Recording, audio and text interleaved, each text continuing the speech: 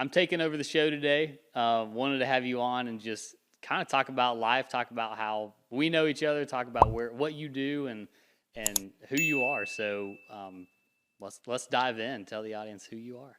Yeah, absolutely. So, moved to Birmingham about a decade ago, and right out of college, and started working for a landscape company here in town, a bigger landscape company. We were all over the southeast, and I was on the financial side, and I worked there for 7 years. And so, about year 6 to 7, I realized it was kind of my time to leave the landscape world, and it was honestly just a leap of faith for me. Had no clue what my next step was. I just knew that I was supposed to leave, but I didn't know what that looked like afterwards. And the only thing I had been doing at the time was trading options in the stock market. So I was like, you know what? I'm just going to give this thing a try, just give it 100% of my time and see what I can do. And so I tried that for about a year and a half and realized, really honestly, just understood a lot about myself going through that season, and understood that I'm an extrovert and I'm behind a computer all day, every day looking at stock charts. Didn't honestly love that. Yeah. And so really two things I learned in the stock market was learn about myself, about what I liked and what I didn't like. And then the second thing is I realized I really didn't have a competitive advantage for what my unique skill set was that I felt like that I brought to the market inside of the stock market, because I had a MacBook and a charter internet connection while hedge fund managers are sitting around a table with billionaires trying to figure out where they're going to push money. And so I really didn't have a big competitive advantage in that world. And so I just decided to try to pivot from there and see what my next steps were. And along that journey is when I actually met a guy named Phil Mazer, who started a company about 6 years ago called CFO Mission. And he was a fractional CFO outsourced accounting firm for property managers. And so I worked with him. Basically, we just met at a cafe one day in our church, and just kind of hit it off from day one. And I was working on stocks, he was working on building his business, and we just became friends, started running together, and just tried to hang out a good bit. And then he just said, hey man, if you ever want to help me build this business, let's do it. And so that was kind of in that middle of that year and a half phase of me doing stocks. And that's when I was kind of like, man, should I continue doing this? I'm just isolated by myself, and Phil's wanting to build this business, and I'm very intrigued by just small businesses in general. And so from there, just started working with him, just a few hours a week. That led more into half my week. That led more into basically working for him full time and running the operations for him while he was trying to grow the business and head up sales and that kind of deal. How big was the company when you joined at that time? As far as number of people, I guess, were you working alongside a lot of people during that time? Yeah, so we had, I guess there was 4 of us full time at that point. I was kind of that third person that came on, and then we hired an additional person after me. So it was 5 full time, and then we actually had a team of virtual assistants that did a lot of the clerical, day-to-day task management type stuff. Okay. And so that team was probably anywhere from 6 to 7 people, and then we had the 5 full-timers going in. And so from there, I can talk about this all day. Yeah, so. Come on. I love it. But from there, just working with Phil, we were, growing the business, and I was loving it. And like I said, he was doing the sales side, I was doing the operations side. And I just kind of put the bug in his ear last year that, hey man, if you ever consider selling this business, I would love to buy the business.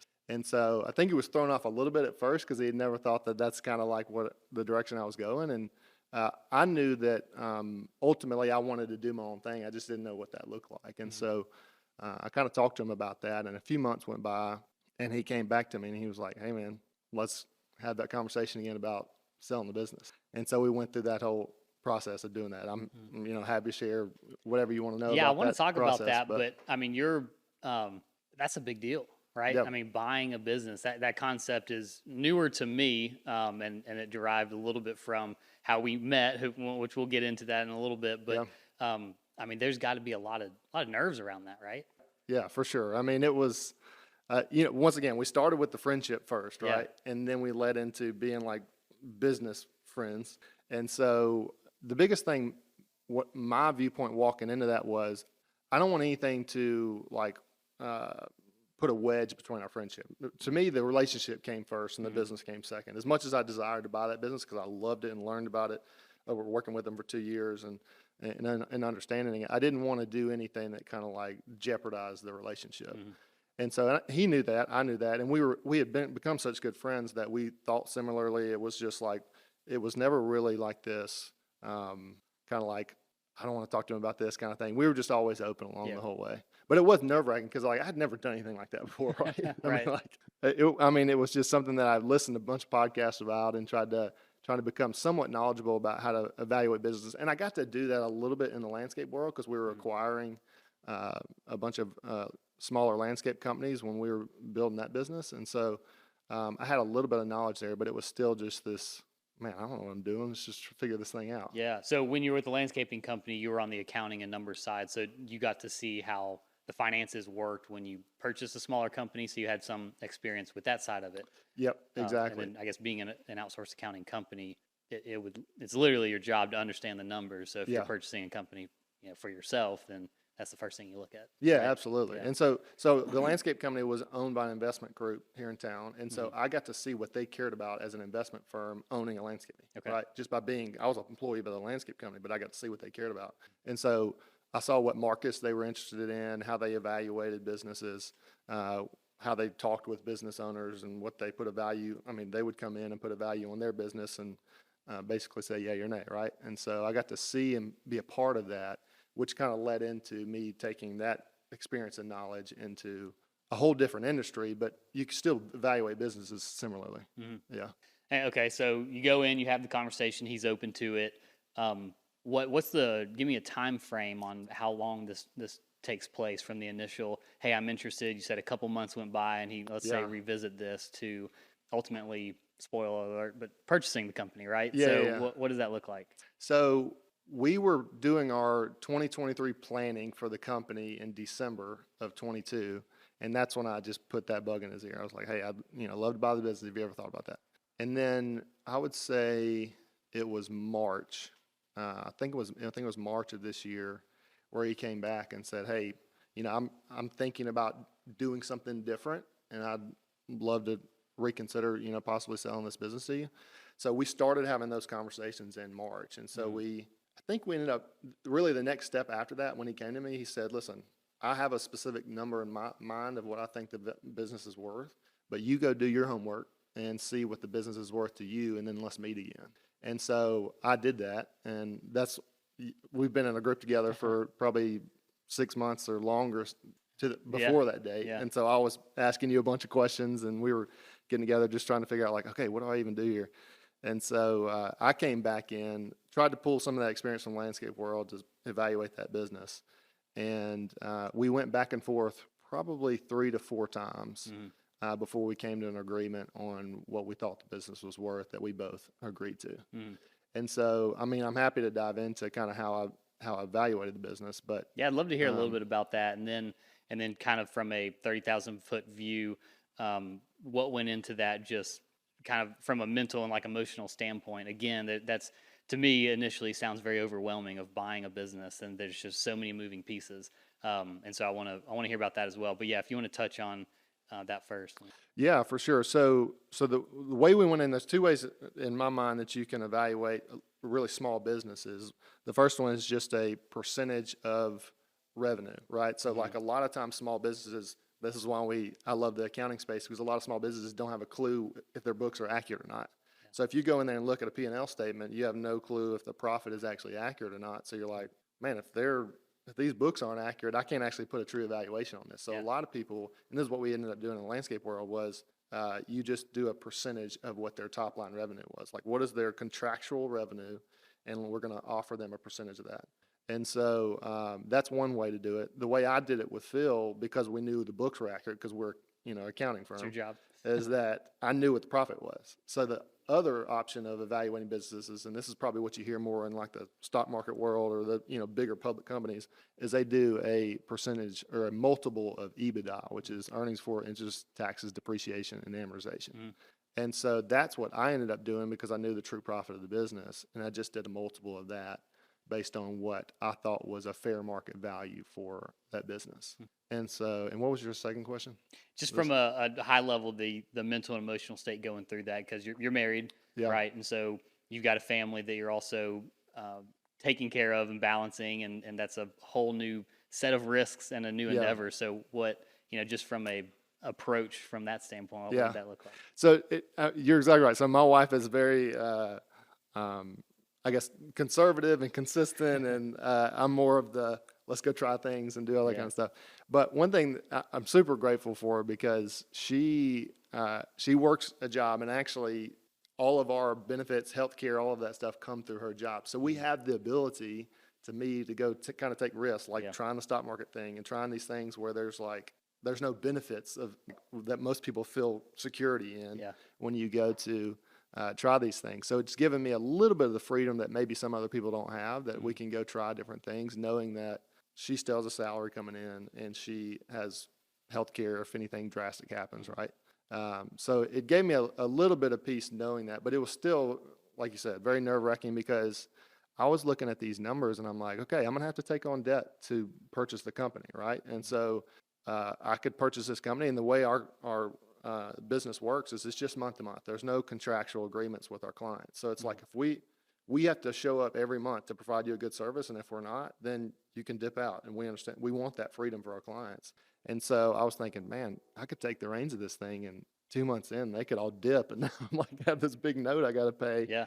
And no clients. I got to figure out what to do with it. So that was probably the biggest nerve-wracking thing for me. So when I looked at the numbers, I was comfortable giving a multiple of EBITDA where I didn't want to have a loan extend out more than 24 months. And that's really what I shot to do, is that say, okay, I know I got to get a loan out for this, but if I can make it 24 months, then the business is paid for, free and clear, and then I can go from there. I don't want to extend something out where, especially when people are month to month, going 5 years, 10 years, extending out a note that way. So I wanted that number to be on that 24-month range. So you kind of look at what's worst case, and let's mitigate our risk as much as possible. And hey, maybe our return for the next 24 months isn't as sexy as it could be, but after that, it's just going to be that much better. That's exactly right. And our risk is much less lower. Yeah, that's exactly right. I mean, from a business owner, I would much rather take in less money, just as profit from the business that's actually paying me, to pay that loan down quicker, right, and then be able to kind of propel myself into the next season with no debt. And that's one thing I love about how you structured this, is that the discipline for delayed gratification, right? And that's so hard. One, because there's risk in that, like your cash flow is lower. You've got an opportunity with Sam helping you out on, or helping your family out just from a survival standpoint, right? And that is, some people would say, oh, well, I don't have that opportunity, so I couldn't do that. But I think taking that risk, instead of you've got a comfortable job, you're skilled, you could go get hired and just have a 9 to 5 forever and be fine and comfortable, but taking that risk and taking that step, because the potential of what it could be is just so high. And man, I love that you did that. I love that you just took that risk and you put yourself out there to just say, look, I'm made, and this resonates with me. Like I'm made for more than just punching a clock and going to do something. Like I want to build something that can have lasting effect on more than just me. Yeah, absolutely. Right? No, I fully agree with that. And honestly, being with you during this whole season, I mean, you were with me along the way of buying this business. And one of the things, I mean, we've all probably heard this 1,000 times, but you're the average of the 5 people you spend the most time with, right? And so me seeing what you do with your life encouraged me to take bigger steps of faith in my life, just because I'm like, well, if Blake's doing it, I kind of want to do it too. You know, I'm seeing him do things, even though we're in different industries. Yeah.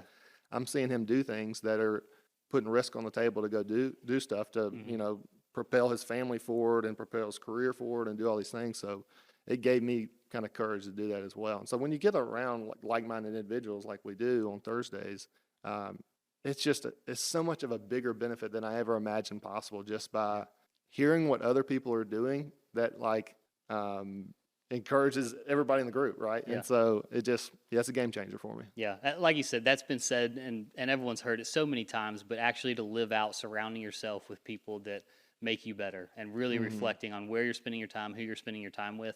I mean, we're living that out, and I want to talk about that group in a minute, and just all the growth we've seen, not just in our businesses, but just in other people in the group as well. And it's not a huge group. That's just been super impactful. So I do want to talk about that, but I can't let this opportunity pass to not tie in what you're doing to real estate, since this is a real estate podcast. And you've got some real estate we're going to talk about at the end of this, but it's so similar when you're talking about evaluating this company. You're looking at look at the gross income or the revenue, right? So if my mind goes to an apartment complex. Yep. So what's the potential rent coming in? What are the expenses?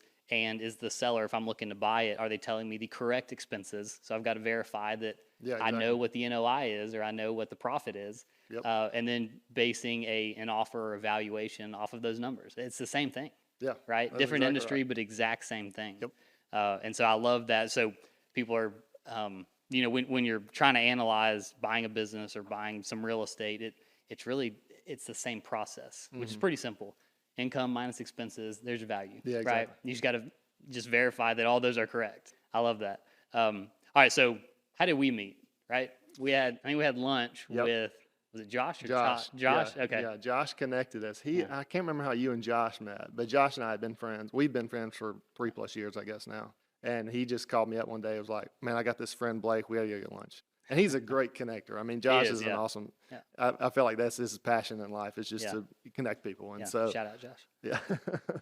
And so, so the three of us got lunch down in Homewood, I guess. And that's really where I was super interested, because we had just done the Irondale house. Yeah. And I was like coming off this high of like saying, this actually worked.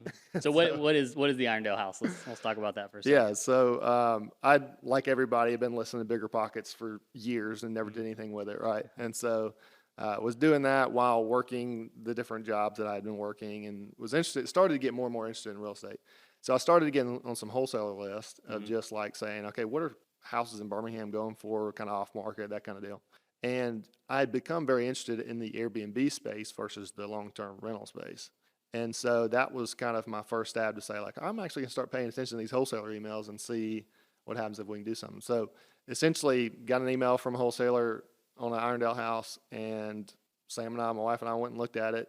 Built in 1920, loved the area, loved the house, and saw a big potential for it being a Airbnb, because it's 10 minutes from downtown, and had a good little community over there. And so we bought the house with the basically thought of, let's make this thing an Airbnb. So actually halfway through the renovation, bought the house. It was in decent shape, but just needed some lipstick, basically. Made it look pretty. And so we started redoing the bathroom, redoing the kitchen, and all these things. And halfway through the renovation, the city of Irondale actually outlawed Airbnbs because of an incident there. Yeah. So we were like, oh shoot, our whole plan was to do Airbnb. Like, what are we going to do? And so by law in Irondale, it's 30-day minimum night stay. And so I just started doing some research, because I was like, I still think there's like an opportunity for a shorter term rental than just the 12-month traditional lease. And so we started doing the research and found this platform called Furnish Finder, which caters towards medical staffing or like travel nurses. Okay. And so that was the route we ended up going. So we stayed the course, furnished the whole house, and listed it both on Furnish Finder and then on Airbnb, just with a minimum 30-night stay. And it's done fantastic since then. So it's That's awesome. Can we talk about numbers on it? Yeah, for sure. So I'd love to know purchase, renovation, Yeah. kind of monthly expenses, kind of walk through what that is. And then kind of going into it, when was this? Were you still just day trading? Were you with Phil at this point? Where were you in your career? It was right in between me still doing some stock market stuff, working with Phil kind of part-time, and then filling the rest of my time over at the Irondale house. Can't sit still. I love it. Yeah. But yeah, from a number standpoint, we bought the house for $142, and we put right at about $50 into it. And so And you do that with private money, with a bank loan? So bought the house with private money. Okay. And then basically used our savings to renovate. Okay. And then right after we did that, we financed it, basically. And so once again, I've heard about this Burr method thing I was on just Bigger about to say, Pockets that's for a Burr, forever. right? And I'm like, okay, is this Burr thing actually real? And we tried it, and it worked. I mean, it was the craziest thing, walking away from the bank saying, everything we just put into this house, I have in a check right here that's going right back in I love our it. So bank. for those who don't know, break down what a Burr is. Yeah, I'm see if I can remember the acronym, but it's buy, renovate, rent, repeat, maybe? Refinance, repeat. Refinance, Yeah. repeat. Yeah, miss another R. Yeah. Yeah, so yeah, So that's you bought it, you renovated it, you put a tenant in, essentially with Yeah. Furnish Finder, short, kind of midterm rental, I guess. Went to the bank, said, hey, we've got enough equity in here where you'll fund a certain percentage, maybe 80, 85% of That's the right. value and that was enough to get all your money back. Wow. Yeah. So you're in this zero basis. That's right. No cash in. Yeah. That's amazing. So, and once again, I'd heard about it probably 1,000 times on the Bigger Yeah. podcast, and I was like, "Is this thing actually work?" And it worked. Yeah. And so what do the numbers look like today? yeah, so the house averages. So it's probably a 60% split from Airbnb guests and a 40% split with furnished finder guests. Okay. And what we're seeing, just for reference, is Airbnb has got the 30-night minimum stay. So we see that people average stay there between 30 and 45 days. But with Furnished Finder, most hospitals do like a 3-month contract. So we actually like those better because they come in and stay for about 3 months or 3 to 4 months and rent the house that way. So we're averaging about just under $3,000 a month in revenue for the house. And so that's whether it's coming through Airbnb or coming through Furnished Finder. And then obviously we have, lawn care and utilities, and we pay for everything, right? Mm-hmm. That's how these Airbnbs work. So we got mortgage, insurance, utilities, lawn care, all that good stuff. Mm-hmm. And so right now, fairly conservatively, the house is cash flowing a little less than $1,000 a month. That's awesome. So $900 to $1,000 a month with zero cash in. Yeah. Now it took you close to $50,000 of personal cash to do that. Yeah. Could you or would you still have done the deal if you didn't have that $50,000? Yeah, I definitely would have, just because I think at the end of the day, you can go find the money, right? And so we're blessed to just know tremendous people that kind of like believe in us, I guess, a little bit. And so they're like, yeah, if we didn't have the money, I felt like we could have gotten the money because I knew the deal was worth doing. At least I thought, based on my Bigger Pockets knowledge, right? Yeah. But it was worth the risk to me, even if we didn't have the money. Yeah. Man, that's where it goes back to relationships so much. And if you go the private money route, having that bubble around you that trusts you and understand what you're doing. But also on the flip side of that, it's providing an opportunity. It wasn't free money. Yeah, I'm assuming. Absolutely. So, right, That's you can go to them and say, look, I know maybe I'm new at this. Maybe I don't have a ton of experience. Maybe this is kind of a riskier deal. So did you offer a pretty decent return to this private money to where they're like, hey, this is good for me, right? Yeah, this is an absolutely. opportunity for that lender. For sure. And honestly, I went to him. It was family members. Yeah. And so I went to him as a cousin of mine, and I just said, hey, look, I'm going to go to a bank and pay this random bank interest, or I could go to you and pay that same interest to you and make money if you have no plan with the cash that's sitting in your bank account. Yeah. And so that was the approach I took. And I'm, like I said, I love spreadsheets and all this kind of stuff. So I had him a detailed amortization schedule and all this stuff, and said, here's what you're going to get paid daily, throughout the whole project. If we go over, we go under, this is how it works. Mm-hmm. Kind of gave him a whole plan. We signed a contract. We did it all legit. And so I recorded the note and everything with the county.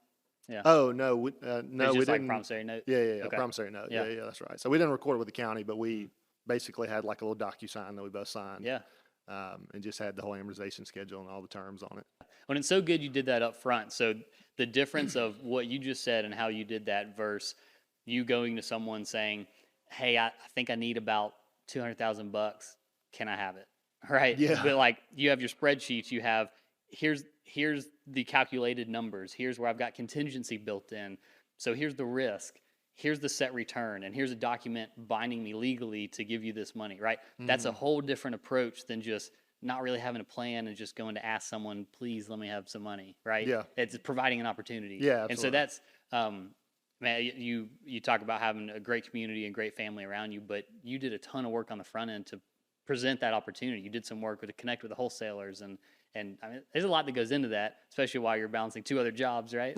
Yeah, part-time jobs, yeah. yeah, that's incredible. So I love that. So for people who, we get a lot of feedback and I get a lot of questions of Blake, I've got $10,000 or I've got $5,000 to get into it, and I hear Austin on your podcast that he's cash flowing almost $1,000 a month, but I don't have $50,000. There's a way to do it, but it started years ago, building that relationship. Of course, it's family, but if it's friends that that could lend that money to you, it's building those relationships yesterday for a potential project today. Yeah, absolutely. And honestly, I think you drilled it when you said, like, if you come to them with a plan, right? Mm-hmm. I mean, at the end of the day, if you say, okay, here's like worst case scenario, best case scenario, here's every way that this thing could go, and just have it written out for them. Don't try to lean on them with a plan. They want you to come to them with a plan, right?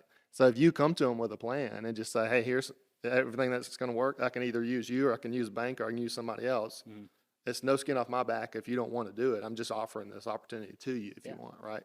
And that's kind of the approach that we went. Yeah, it's like a pitch. Yeah, right? exactly. It's sales. At the end of the day, it just comes down to sales, which is the same across any industry. Yeah. You're just selling a return. Yeah, exactly. That's exactly right. Well, I want to jump back because we touched about it for a second, but let's talk about we've got a Thursday morning mastermind. I think I've been in it about a year. Y'all had it going for maybe a year before that as well. Yeah, I think we started it at the beginning of 22. Yeah. So let's dive into how'd that come about and exactly what is it? Because I love the structure, I love the consistency, the accountability. So let's talk about that a little bit. Yeah, so Todd Helzer and I are good friends, and he called me up, I guess, at the end of 21 and was like, hey, I'd love to do some type of group that basically just like-minded entrepreneurial type people could get together, hold each other accountable, even if they're in different industries, and just kind of have like he essentially called it like a mastermind, right? Yep. But have something like that where we're learning from each other, but we also have the accountability piece of making commitments and going that route. So I was all in. I mean, I just love any kind of group. And once again, I'm extremely extroverted, so I'm like, get me around people, let's do it. Go. And so yeah, we ended up starting that group and just started, dialing some people that we know to invite them to the group. And that's kind of really how it started. Is he just wanted something, and I desired it as well after he described it to me, to get together on a weekly basis and have a place to bring ideas to, but also have a place that says, I got to show up and tell these guys like what I did or didn't do the past week that I committed to the week before. So that's kind of how it all started. Yeah, that weekly commitment standpoint really, because when you're doing, like you said, iron sharpen iron. So when you're doing that just individually, it's easier to cheat, right? But if, like, I know I've got some commitments that I've still got to work on for this coming Thursday because we wrote it down, right? And it's in there, and 6 to 8 other guys are saying, this is what Blake said he's going to accomplish by next Thursday. Yeah. So I better do it. Yeah, exactly. Right? Because if not, and we even talked about, maybe throwing in some penalties if you don't. Yeah, exactly. Right? Which we don't want to skew to have, lesser goals or lesser commitments, but really holding your feet to the fire to say, look, I'm not here to get on to you, but I'm here because I love you and your business and what you're trying to grow and support you. And so making sure that fulfill those commitments. I love that. Absolutely. Because, I mean, at the end of the day, all of us are our own best salesmen in our head, right? Like, if I decide that I don't think I really have to do this week, I can sell myself on that all day long and actually not do anything, right? But when I have to actually tell the group or just tell them leaving one Thursday that, okay, before next Thursday, I'm going to do this, because that's out in the open, it holds me accountable to actually go do it. And like you said, we're not showing up on Thursdays and getting like beatings or paying $1 billion if we don't hit our commitments, right? But it's just the simple like accountability structure of saying like, these guys, I told them I was going to do it and I need to do it. And sometimes I'm doing it on Wednesday night to get it done, but that's part of the process. So one thing I love about the group is not just the business side of it, because that's how it derived. But when I came in, there was more than that. It was y'all talking about how can we have a better life that's well-rounded and while we're not just 24/7 all business working all the time, right? Because that's unhealthy. And so some of those commitments, and this is probably one of my favorite parts about what we do, is not business commitments. It's I got to take Rachel on a date because it's been way too long, right? And she's letting me know it, right? Like we got to go out, or I need to, spend some more quality time taking Stella just one-on-one doing something, or whatever it is, like having something outside of just business to have that accountability piece. Yeah, absolutely. Because as much as I'd like to think that, no, like I've got that handled, I don't need help on that, man, I need so much help on that. Absolutely. Because we always naturally bend towards like what we want to do, right? Or like what we're interested in that season. Yeah. But you're exactly right. I mean, there's so much more that we, at the end, once you get to the end of your life and you look back on it, you're like, man, I cared a lot about that business for so long, but I ignored a lot of things that are way more valuable in this stage of life looking back than I thought was valuable in the time. Yep. And so really, and we've talked about this a little bit in the group, but I try to boil down, when I'm looking through the commitments for each week, I kind of put it into 5 different categories. But first one is, how's my relationship with the Lord, like from a spiritual standpoint? What's my life look like in that world? How's my relationship with physically? Am I keeping up with my body? Am I eating healthy? Am I working out? How's my relationship with my spouse or family? What am I doing there to like make sure that is healthy? And then the fourth one is actually rest. I think there's a big value in like actually getting true rest every week. Because I view rest almost like a slingshot, where like if you get good rest, at least like honor the Sabbath type mentality, it's going to propel you so forward into being productive or just a better overall just like achiever or just person in general for the other 6 days of the week if you do truly give that rest for that one day. And then the fifth one is business, right? But it's interesting. I mean, when you put them in that order, business is all the way at the end. And so many times when I wake up in the morning, I'm like, business, let's do business, you know? Yeah. But those other things are like crucial in my mind to be able to like effectively live a life that's worth living. Yeah, that's so good. And having that order of priority is just, it's so incredibly important to have that, which I completely agree with it.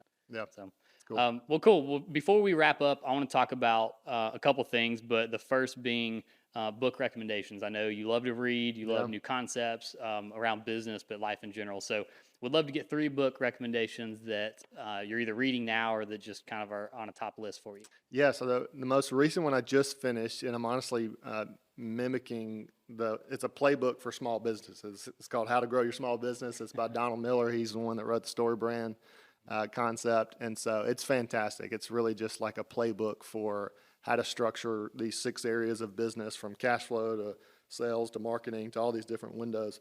What do you care about? And he literally gives you step by step. I mean, how to manage a team, how to run meetings, like all these things. It's similar to like a traction concept, but it's just in his own viewpoint, and I just really related to that. So that's the most recent, and I would say top 5 business books for me, at least in the past 5 years or so. Second would be Who Not How. That's a common bond between you and I. I feel like that when we both read that book, it just opened my eyes to a whole different way of thinking about business and really life in general. I mean, from a standpoint of not all, because by nature, I'm always like an analytical thinker and want to go in and try to problem solve or put it on me to figure out the solution. But that book really flipped that mindset on its head to say, like, no, people are skilled in unique abilities, and to be able to build a team with a bunch of unique abilities that like complement each other will make everyone's goals drastically higher than it would have been if you just try to do everything yourself. Yeah. So Who Not How is a fantastic book. And then let's see, third book. Doesn't have to be business. I always been towards business books. I mean, I love them. It's sad. I don't think I've read any kind of fiction books except for when I was reading like Cliff Notes in high school when we had to do book reports. Third book. I mean, the E-Myth is one that I read years ago, but E-Myth Revisited, it's basically another playbook for business and kind of how to think about how to structure processes and systems to build something that operates without you. And that's why, I mean, I feel like bond over this a good bit too, from a standpoint of like trying to invest in something so then after your time investment, it still produces and it doesn't require your time afterwards, right? And so E-Myth kind of really opened my eyes to how do you build something that can continue to grow when it doesn't require your time to grow. And the whole concept, and once again, I think many people have heard this, but can you leave your business for 6 months and it still grow without you and then come back and it's better off than when you left before? And so that's kind of the goal that I'm trying to build right now with this new company. I think the key word there is grow, not just maintain. Yeah, right? exactly. It can grow without you there. So you put those systems. And now I've never had those Who Not How and the E-Myth talked about in the same sentence or sit down. But now that we're saying it, it's kind of like the same book, right? Same concepts, but E-Myth has a little bit more structure on, hey, this is actually how you implement it, and here's how you divide up those roles. Where Who Not How is like, quit doing everything yourself. Yeah, exactly. Other people want to do this for you, and they're better at it than you. Yep. Right. So that's funny. And they're pretty. I don't know when they were both written. I think Who Not How is much more recent, but I think there's a good bit of years between those two books. Oh yeah. And I think it just goes back to prove like concepts don't change. Yeah, there is exactly no new magic button you can hit. It's just the simple processes. You got to read it and implement it. Yep, and that's stick to exactly it with right. accountability. So I love that. Well, cool. Before we wrap up, let's talk about where you're going, where you see the future. What does the next 3 to 5 years look like for you personally, for the business, and where you headed? And of course, your real estate journey. Is that going to grow? Yeah, no, that's fun to talk about. I love thinking that way. From a business standpoint, obviously, the business is super fresh. We just closed on it a few months ago, and I'm just That's all I can think about right now. I love it. And so right now we are specifically in the property management space. And so that's how Phil built it out, is he came from a property management background. And so we are an outsourced accounting firm for property managers. And so one thing I've realized doing that is I want to run down that lane as hard as I can, because I love the industry, love dealing with owners in that industry. But eventually, over the next, for sure, 5 years, we're going to be branching off into other service-based industries. Because at the end of the day, what I've realized about business ownership, specifically service-based industries, is business owners hate doing accounting, or they just don't like either doing it or like dealing with it, right? Mm-hmm. And accounting just needs to happen.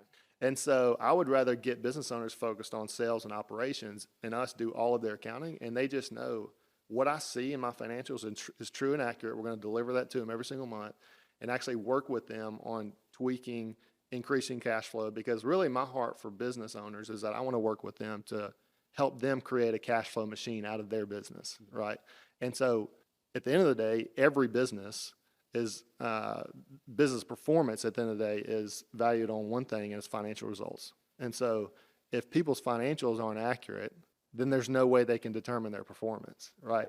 And so I want to deliver those accurate financials to them consistently so they can actually start understanding the performance, make decisions to tweak and to increase cash flow, to create this cash flow machine. Mm-hmm. So that's really my heart. So eventually I think we'll get into home service-based industries, whether it's HVAC companies or electricians or plumbers or anybody that can't stand to be behind a computer and they'd rather be out selling or, running a machine or whatever. Yeah. Then I want to help them get all of that off their plate so they can do their job so much better and just trust and know that they have a team behind them that's delivering accurate financials, because financials, once again, it's a part of a business. It's a necessary thing.